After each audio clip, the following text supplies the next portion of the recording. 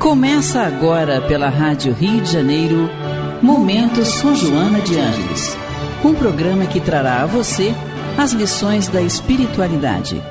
Produção e apresentação, Maria de Fátima Miranda. Amigos ouvintes da Rádio Rio de Janeiro, estamos de volta, agradecidos a Deus, pela companhia e a presença dos bons espíritos ao longo da semana, e pedindo mais uma vez que nos dê tranquilidade para que possamos nas lições diárias nos fortalecer com ele.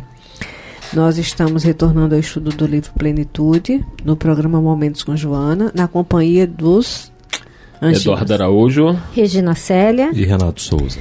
Isto. O capítulo é o 8, Caminhos para a Saúde, e nós vamos retornar no 101º parágrafo. Sim. Finalzinho do livro, né? Sim. A Regina vai ler para nós. O povo não vai contar mais de 100 parágrafos. Pois então, porque eu para me orientar, eu digo assim, já está no finalzinho. Vai no finalzinho. Vamos lá. O parágrafo que começa como, Regina? Como não se vive sem pensar, exceção feita aos portadores de psicopatologias graves, deve-se fazê-lo sempre de forma positiva e otimista, gerando novo costume no campo mental, até que seja absorvido e transformado em automatismo pela repetição natural.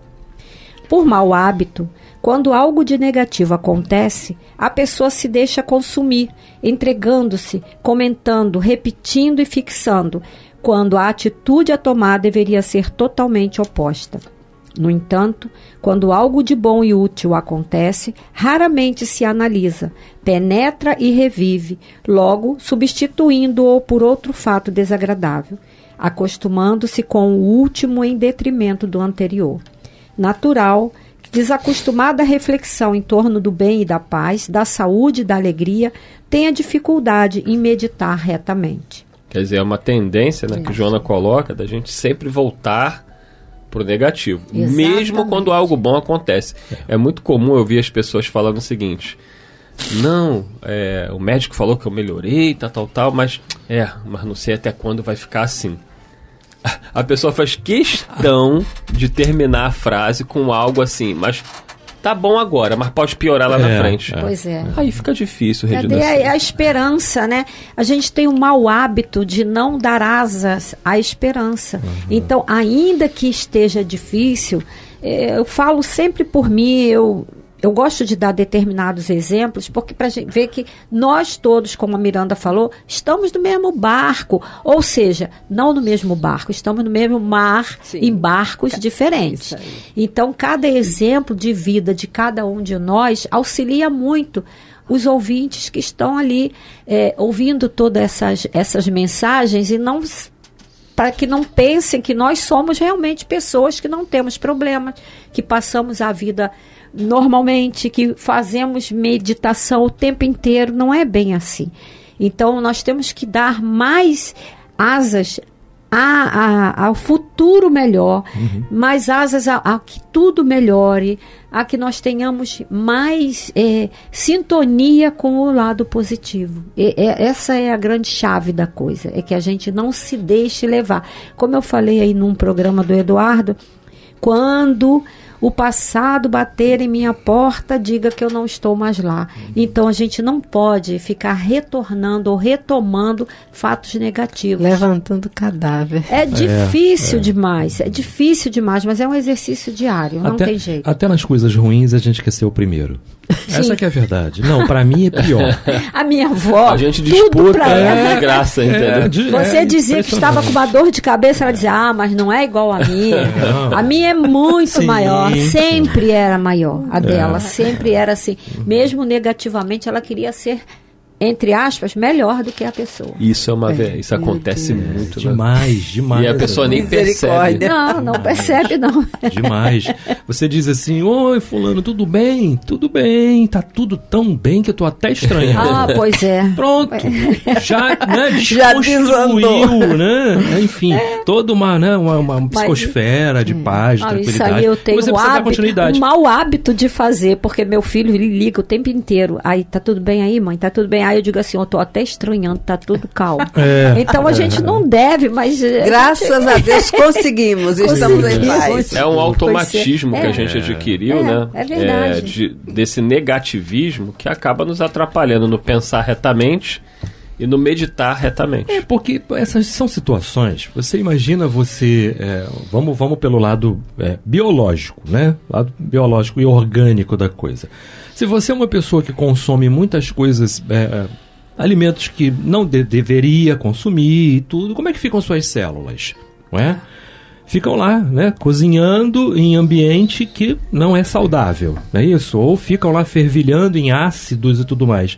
A mesma coisa é o pensar. O que você está fazendo com os fluidos que vêm, não é? Através do pensamento. Quando você, bota seu narizinho assim no ar, num lugar bacana, no mar, no verde, né? Enfim, você só pensa negativo ali? Não, esse é um grande momento de você trocar energia. De você botar para fora aquilo que está ruim, não é?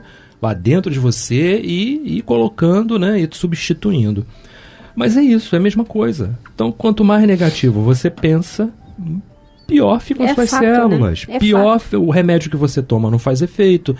Porque eu convivo com uma pessoa assim, nossa, vou ter que tomar esse remédio. Pronto, o remédio já não vai mais fazer o efeito que deveria fazer, que poderia fazer, tá? Tomara que a pressão não esteja assim, tomara que não sei o quê, que senão... Gente, e aí o nosso desafio, Renato, é não se deixar contaminar por essa pessoa, né? De ter a caridade de entender que ela está doente. Sim. Doente do corpo e doente da alma, né? Graças Porque a senão Deus. a gente entra na sintonia dela e quem cai é a gente. Exatamente. Graças tem que a tomar Deus muito que ele cuidado. tem as tarefas, né? Tem outros objetivos que faz essa oxigenação.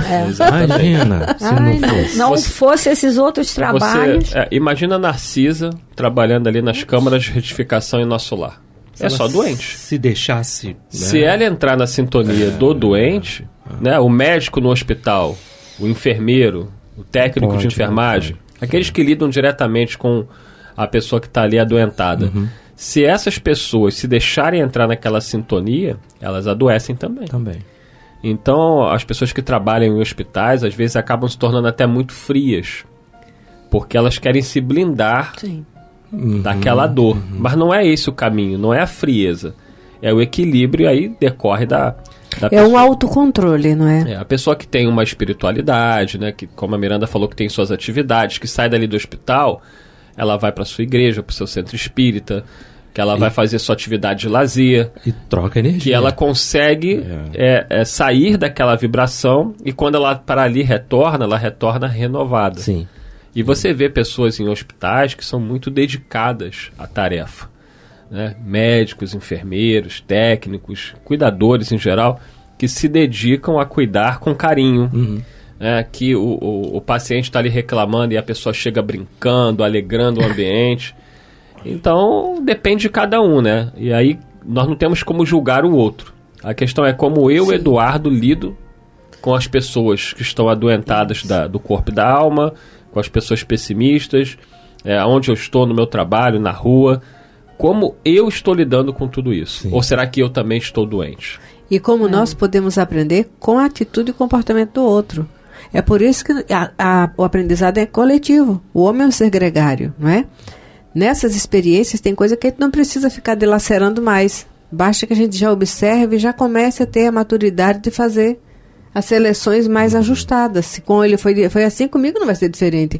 A probabilidade é que seja também assim. Então eu vou me cuidar para que eu não fique tão exposto em certas situações. Me veio na cabeça que em determinados momentos o sofrimento ou a tristeza do outro é o nosso melhor remédio. Porque quando você tem contato com esse sofrimento do próximo, com todo aquilo que ele está passando, você consegue, entendeu? Mudar sua sintonia, mudar seu pensamento e ver que muitas vezes o que você está passando não é nada à frente daquele irmão. É um aprendizado. É um aprendizado. Outra coisa importante que eu estava meditando, ó. Esse é um grande momento para a gente meditar, com certeza. Ótimo. Né? É o seguinte, esse momento que o Eduardo estava falando sobre a questão de essa cruz não é minha. Essa cruz é sua. Você está ali para ajudar, você está ali para auxiliar, você está ali para segurar quando for preciso segurar, você está ali para tudo isso. Você é o não sirineu. Exato. Mas eu não posso pegar a sua para carregar e você vir caminhando, né? E eu carregando duas. Sim. Duas. Não tem como. Não, E é uma pausa, né? Porque o Exato. sirineu, ele não fez o trajeto inteiro. Foi no momento próprio. Exato. E teve um detalhe, não foi crucificado no lugar do mestre. Não, ainda tem tudo isso. Tem todo um aspecto ali que precisa ser visto. Então é super importante, não é? Eu estava lendo certa vez uma passagem de uma entidade que falava assim: cuidado ao carregar a cruz dos outros. Muito cuidado, não é? Porque ele vem relatando ali várias situações e é justamente isso. Você acaba ficando do mesmo jeito ou pior. Não é? Então É o você atender tem que sem descer. Exatamente. Não Precisa tomar solte a muito- sua segurança. Exato. No voo você coloca a máscara primeiro em você. Exato, Exatamente. exato, isso aí, com certeza, né? É. Então, você tem que estar muito ligado, muito focado. E mesmo assim, focado, procurando fazer o melhor que você precisa fazer, você precisa tomar um passo, você precisa respirar, Sim. você precisa ir para debaixo do chuveiro, você precisa Trocar, né? trocar, você precisa trocar. Até não é? porque você não vai carregar a cruz do próximo porque é dele, mas você, com isso, você pode fazer com que a sua fique mais pesada. Exato. E aí você vai ter mais dificuldade de carregar a sua. E nós vamos observar que essas pessoas que são referência para nós, elas foram sirineus na vida do outro. Mas até para você ser o sirineu tem que ter um momento próprio. Eu nunca vi Maria Teresa carregando a cruz de ninguém. Ela deu amparo, né? Ela até sustentou essa cruz no momento, porque o moribundo, ela estava ali junto com ele. Não tem forças, Então, né? ela deu a ele o leito, o amparo, a água fresca. Ali ela segurou um pouco a cruz dele para ele ter um refazimento, né? Mas eu fico observando que esses companheiros, eles tiveram a maturidade de administrar a própria vida, disponibilizando recursos para que os outros fossem socorridos. Exato. Eles não carregaram para eles a responsabilidade de ser o suporte do outro, de uma forma indefinida, né? Lembro agora até da palavra suportar ontem, porque o suporte, para algumas pessoas, acha que ali é um suporte, então a coisa pode ficar indefinidamente lá, e o peso vai, como o Renato falou, afundando o outro, não é? Na realidade, nós temos que ter esse cuidado, porque no momento que nós pausamos para ver o que nós podemos minimizar na dor do outro, nós estamos ajudando a carregar a cruz, mas não estamos... E tem um detalhe, menininhos, aquela cruz, a lição do sirineu tem muito, muito, muito a nos ensinar diariamente. Porque no momento derradeiro, não foi ele que foi crucificado. Sim. Sim, com certeza. verdade. Vamos lá, Regina? Vamos. Nas primeiras tentativas, os arquivos da memória liberam as impressões deprimentes, perniciosas, e o candidato desiste, quando deveria prosseguir com o esforço para liberar-se dessas e fixar as novas imagens e aspirações geradoras de saúde, de felicidade. A concentração é a fixação da mente, por interesse ou seleção em qualquer pensamento, em alguma ideia especial que se deseje analisar ou reter. A meditação é a aplicação da concentração na busca de Deus, interiormente com determinação e constância. Seu objetivo único é o de atingir o fluxo divino e conhecer Deus, senti-lo e alimentar-se da sua energia. É o estado de quietação mental. Faz uma pausa, Regina, porque é interessante, principalmente quando no segundo parágrafo que você leu, ela deixa para nós que a concentração é a fixação da mente, por interesse ou seleção. Né? Sim. Ah, mas eu não quero sofrer, mas não é porque eu quero. Mas instintivamente você às vezes faz uma conexão e mesmo sem consciência você se compraz naquilo. Quando é uma coisa desagradável. Ah, mas não fui eu que busquei, não fui eu que impedi, não sei o que... Mas mentalmente você já fez a conexão. Querem falar um pouquinho olha, sobre isso? eu estava também... É algo recorrente o que você está falando, Miranda. Por quê? Porque ninguém quer sofrer, claro, lógico, evidente, né? Ninguém quer sofrer. Ninguém quer sofrer, tá? Só que o sofrimento, ele corre por nossa conta. Não é? E ninguém veio para sofrer. Não, nós viemos para sermos felizes. Interessante. Cada um com a sua cruz, cada um com a sua forma de caminhar, cada um com o seu calçado, não é? Cada um com, enfim, do seu jeitinho, né, para ser feliz, com os seus desafios, Sim. para poder superar, tá? Só que essa questão do momento em que você vai se voltar para meditação é porque disseram para mim que eu tenho que meditar.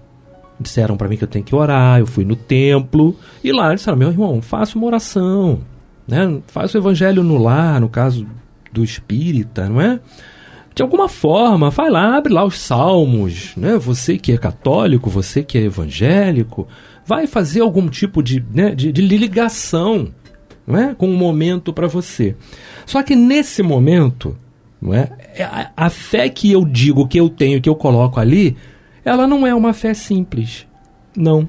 Ela vem, né, disfarçada de orgulho. Ó, eu não quero sofrer, por isso que eu estou fazendo isso, tá? É uma barganha. Então, Então, que meditação é essa? Verdade. Né, Regina? Verdade. Deus não aceita barganha, né? Não existe barganha. Você vai fazer pela necessidade que você tem de resolver aquele assunto, aquele problema. Não adianta você dizer que se você conseguir, você vai rezar tantas Ave Maria, tantos Pai Nosso. Não importa isso. Importa que você resolva da forma normal, mudando seus pensamentos, higienizando a sua mente e vendo que aquela cruz é minha. Então, se é minha, eu vou procurar carregar da melhor forma possível. Porque as pessoas dizem assim: eu não mereço isso. Será? Não é? Será? Ninguém merece. Não precisava ser assim. Não há um comprazimento na lei em que o outro sofra. Sim. Né? Deus está acima dessa lei, ele não é sádico. Sim. Não precisava ser desse jeito. E é interessante, às vezes eu vou fazer certos estudos, eu faço uma pergunta assim: quem gostaria de ser profundamente infeliz? Nunca ninguém levantou a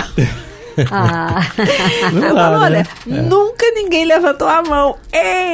Ninguém deseja sinceramente ser profundamente infeliz, mas tem uma postura sadomasoquista porque quer colocar a maletinha na portinha no outro. Então carrega pra mim, né? Pode até não colocar direto, mas quer que alguém ajude ali a carregar, segure cada um de um lado. E o que é natural?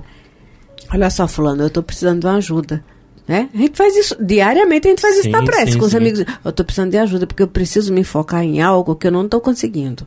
Está pedindo ajuda.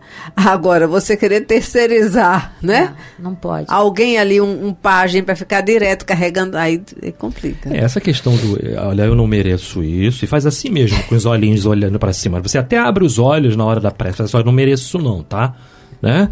E olha assim, e tudo. Gente, isso aí é complicado demais, não é dessa forma. Aí se você for estudar um pouquinho sobre a prece, não é? Sobre a eficácia da prece, sobre como fazer uma prece, sobre como se conduzir, sobre como se dirigir a Deus, né? De alguma forma, ou a quem você tem fé, a um artigo que você tem fé, ao santo que você tem fé, enfim, não importa. Eu preciso corrigir uma palavra aqui, que eu usei a palavra sadomasoquista, mas não é, não, ela é indevida porque ela está ligada à área do sexo, é o masoquismo. Aquela coisa de sofrer e que o outro é o meu, não é? Perfeito. Continuando o que o Renato falou, que esse negócio assim, isso não é, que você acabou de falar, não é possível, não pode, né? Não dá. Não, que você falou, eu não aguento. A outra que vem logo em seguida, só Jesus. Só Jesus. Joga a conta tudo na conta dele. Exatamente, só Jesus. Ele tem já que dar o carregou jeito. A parte dele, ele já fez a parte dele. Ele tem que dar o jeito dele. Eu todos nós façamos a nossa. É verdade, né? é verdade. Então, esse comportamento, né? Não é um comportamento, é a forma como você faz. Está lá a eficácia da prece, não é isso? O capítulo lá do Evangelho segundo o Espiritismo. Santo Agostinho. Né? A felicidade como é que você vai prece fazer? É a forma como você faz. Se você está no meio de um furacão, não é? Assim que você conseguir botar o nariz para fora assim, um pouquinho, você, peraí, Senhor, me ajuda a sair dessa. Sim, mas eu faço minha parte, perguntando, né? Eu não mereço isso, por que isso está acontecendo comigo? Não, isso não são perguntas que no momento não cabem. Não é? O momento é de socorro. Quando você chega na emergência de um hospital, né? Emergência e urgência, primeira coisa que vão fazer, o que é? Você bota a criatura no oxigênio. Porque, não é? Vamos tentar estancar o sangue. É desse jeito que funciona. Então, Senhor, me acode, por favor. É preciso Me que ajuda. precisa de um terapeuta. Pronto. Essa é a primeira prece. Esse é o primeiro chamado que você faz. A meditação, a interiorização. Olha, tem algo que eu prezo muito. Sabe o que é? Silêncio. E como é difícil. Né? Principalmente Mas eu o tenho íntimo, né? exercitado muito isso. Silêncio. É fundamental. Silêncio, né, Eduardo? Fundamental. Mas observa, é interessante porque nessas horas a criatura, e isso Deus permite assim para que se busque ajuda. Busca o terapeuta, né? O psicólogo, o psiquiatra, o médico. Busque o atendimento na casa espírita. Busque o atendimento na igreja que você se identifica. Sim. Mas busca também esse estreitamento de relação com Deus, porque ainda temos o hábito, se formos invigilantes, de terceirizar essa nossa relação com Deus. Exato. E a doutrina espírita, ela tem esse objetivo, tirou essa obrigatoriedade de alguém ser o nosso representante entre nós e Deus, além de Jesus, claro, né? Dá tempo de terminar? Dá Acho tempo? que dá, né? Vamos lá. Dá Vamos. sim. Jesus afirmou: o teu olho é a luz do teu corpo. Se o teu olho for um só, todo o seu corpo será luminoso. Se o indivíduo permitir-se olhar para dentro, todo ele se torna uma só ideia visual. Ao captar a luz divina, igualmente todo ele se fará luminoso, e nenhum sofrimento o perturbará, graças à aquisição da saúde integral. A meditação reabastece de energias salutares, refazendo a harmonia do psiquismo e a do organismo físico. Quem medita retamente, crê, quer, fala, opera, vive, esforça-se e pensa com retidão. Adquire os valores indispensáveis à salvação. Nesse estágio, a pessoa doa-se e já não mais vive, sendo o Cristo quem vive nela. Liberta-te, por fim, do sofrimento. Paulo, né? Paulo de Tarso. Não sou eu mais quem Muito vive. bom, muito é bom. Cristo que vive em mim. Isso. E todas as dificuldades serão ultrapassadas, né? Todas Sim. essas montanhas serão... né? Você vai conseguir transpor. Mas você também vai não conseguir pode esquecer, faça a tua parte que eu te ajudarei. Exatamente. Então você tem que fazer a sua parte e você não ficará pobre de recursos para que você consiga transpor aquilo ali. Sim. Pegando, por exemplo, o Chico, quantas situações o Chico teve, né, motivos para, não aguento, eu sou muito doente, eu sou muito enfermo, tinha toda uma dificuldade física, material, no caso que eu falo, material no caso financeiramente falando, não é? De continuar a tarefa, não é? Certa vez vinha ele caminhando, né? E ele com uma dor, mano, não vou aguentar, vou desencarnar. Calma, Chico, só mais um pouquinho. Calma, Chico, só mais um pouquinho. Quando chegou na terceira vez que o Chico vira a esquina, vem uma pessoa e diz: seu Chico, dá um abraço no Chico e a dor passa, né? Então, olha a resignação de você. Espera mais um pouquinho, porque o socorro já estava a caminho. Já está chegando. Já estava a caminho. E você para e pensa assim, na vida da gente é exatamente assim. Ora, pede e aguarda. O problema é que nós não queremos aguardar. Esse é o problema. Continua meditando sobre aquilo que você necessita, que você precisa. Sim. O silêncio que o Eduardo falou, fundamental, né? Não é isso, pessoal? É a reflexão, né? Porque, olha, não é o silêncio de boca, não. Não. Porque quando você fala silêncio, tem pessoas que pensam que é o silêncio de boca. E não é. É o silêncio íntimo. Exato. É verdade. Entendeu? O Divaldo mesmo passou por isso, né? Você pode estar no silêncio de boca e você detonando as piores coisas interiormente. Exatamente. Esse silêncio interno você faz até mesmo enquanto escuta ou quando fala com alguém. Uhum. Você pode falar em silêncio. Sim. Você está conversando verbalmente, mas guardando uma reserva íntima de maturidade e meditação, que esse é o silêncio íntimo. Porque é quando você fala escutando o outro. Uhum. Miranda, Verdade. acabou. Chegamos, não é? Chegamos. Então, que Jesus nos conduza. Semana que vem, então, novo capítulo. Exatamente. Isso, capítulo Capítulo 9. Uhum. Muita paz a todos. Muita paz. Muita paz. A Rádio Rio de Janeiro apresentou Momentos com Joana de Ângeles, um encontro com as lições da espiritualidade. Produção e apresentação, Maria de Fátima Miranda. Miranda.